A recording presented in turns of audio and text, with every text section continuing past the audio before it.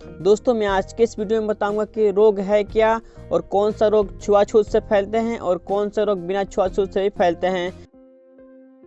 दोस्तों रोग का डिफिनेशन कुछ इस प्रकार से है।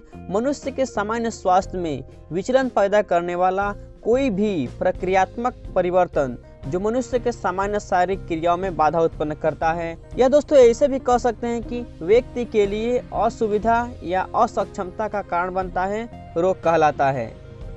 दोस्तों मनुष्य के शरीर में रोग दो प्रकार के होता है। फर्स्ट है अनुवांशिक रोग और सेकंड है उपार्जित रोग।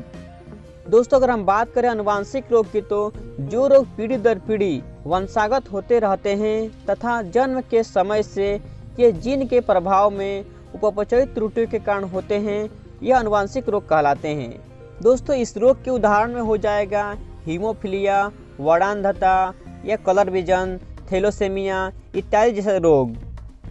दोस्तों अगर हम बात करें उपार्जित रोग की तो जो रोग जन्म के पश्चात विभिन्न कारणों से होते हैं उन्हें उपार्जित रोग कहते हैं। उपार्जित रोग भी दो प्रकार के होते हैं।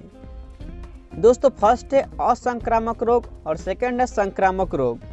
असंक्रामक रोग, दोस्तों यदि हम बात करें असंक्रामक रोग की तो जो रोग एक व्यक्ति से दूसरे व्यक्ति में नहीं फैलता है उसे हम असंक्रामक रोग कहते हैं।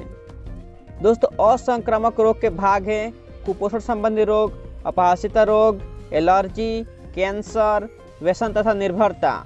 तो चलिए दोस्तों हम इनमें से सभी का एक एक करके बताएंगे कि ये रोग कैसे होता है। कुपोषण संबंधी रोग, ये रोग आहार में प्रोटीन, कार्बोहाइड्रेट, खनिज लवण, विटामिन आदि की कमी से होता है। दोस्तों इस रोग के उदाहरण में आ सकता है क्वाशियरकर, मैरेस्मस, स्कर्वी, सूखा रोग, बेरी रतौधी आदि रोग आता है।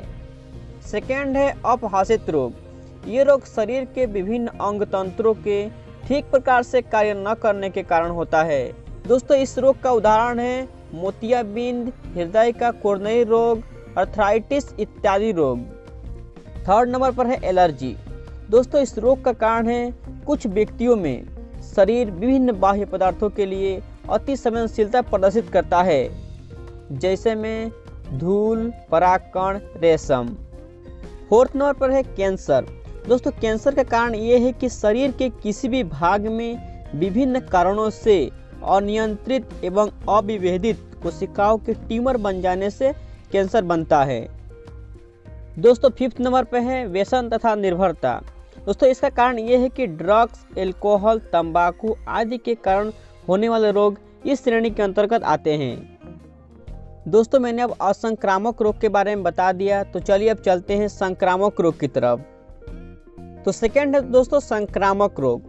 ये रोग विभिन्न रोगाणुओं जैसे जीवाणु, विषाणु, कवक, प्रोटोजोआ के कारण होता है।